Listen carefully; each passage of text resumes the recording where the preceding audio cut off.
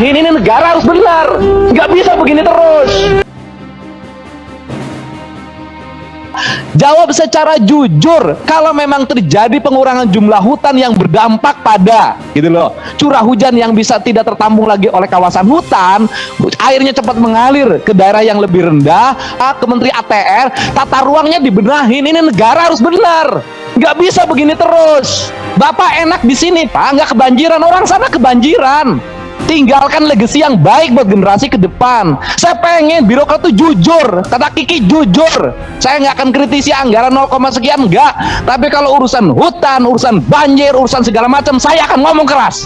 Saya dari dulu jawaban tuh banjir, tahun kemarin jawabannya itu jalan, tapi Bapak nggak ngasih solusi. Tugas Kementerian Lingkungan itu atau bersifat tegas. Sikapnya adalah menjaga lingkungan dan menjaga hutan. Seluruh dinas, seluruh kementerian harus tunduk pada rekomendasi Kementerian Lingkungan Hidup. Pembangunan ini tidak recommended karena akan mengakibatkan ini. Pembangunan ini tidak recommended karena akan mengakibatkan ini. Pembangunan ini tidak recommended karena akan mengakibatkan ini. Kawasan ini tidak boleh ditebang karena mengakibatkan ini. Sifatnya mutlak. Hukum alam itu hukum mutlak, tidak bisa digeser-geser. Banjir besar dan tanah longsor kembali melanda sejumlah daerah di Sumatera. Ratusan rumah rusak, ribuan warga mengungsi, puluhan jiwa hilang.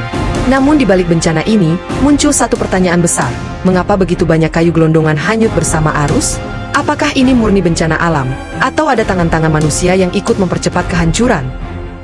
Sejak pertengahan November hingga akhir bulan, wilayah Sumatera Barat, Sumatera Utara, dan Aceh diterjang bencana hidrometeorologi. Hujan ekstrim berhari-hari membuat sungai-sungai besar meluap.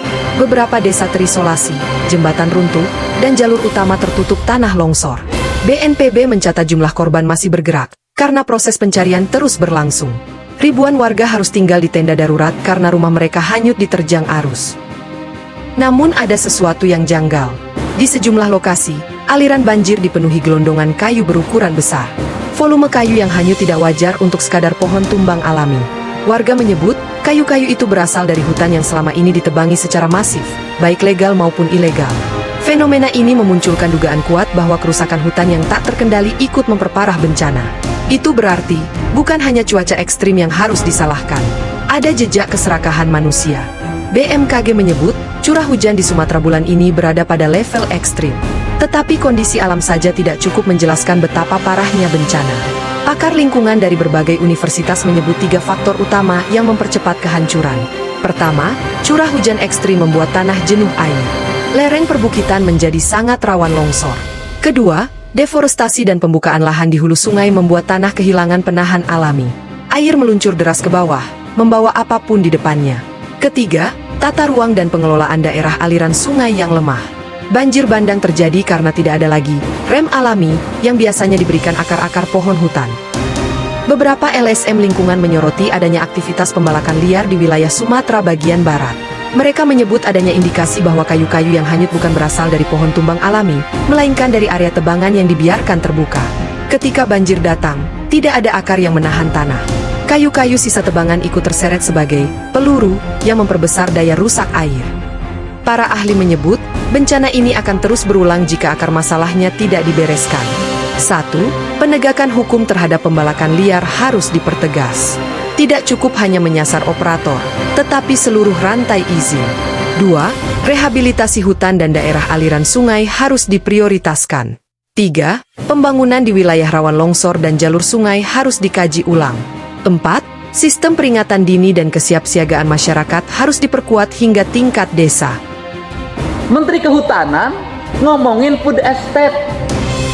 Menteri Kehutanan ngomongin hutan lindung bisa dirubah menjadi kawasan food estate. Logika Menteri Kehutanan itu satu dalam pikirannya, mempertahankan hutan, menjaga hutan, mempertahankan konservasi. Nggak boleh ngomong yang lain dulu. Yang lain urusan Menteri Pertanian. Nanti Menteri Pertanian yang didorong. Kalau setiap orang logikanya bisa dirubah-rubah, nanti pohon-pohonnya dirubah jadi padi semua, ya longsor. Bandung Selatan udah hancur, Garut Selatan sudah hancur, Bandung Utara sudah hancur. Kita mau nunggu kehancuran di mana lagi? Kehancurannya mau dilebarkan ke Kalimantan, mau dilebarkan ke Sumatera. Nggak cukup berita yang dialami oleh orang Jawa. Ini harus segera dirubah mindset berpikir ini. Untuk apa? Negeri ini harus berkesinambungan. nggak berakhir di kita. Menteri boleh ganti, presiden boleh ganti, tapi Indonesia harus terus.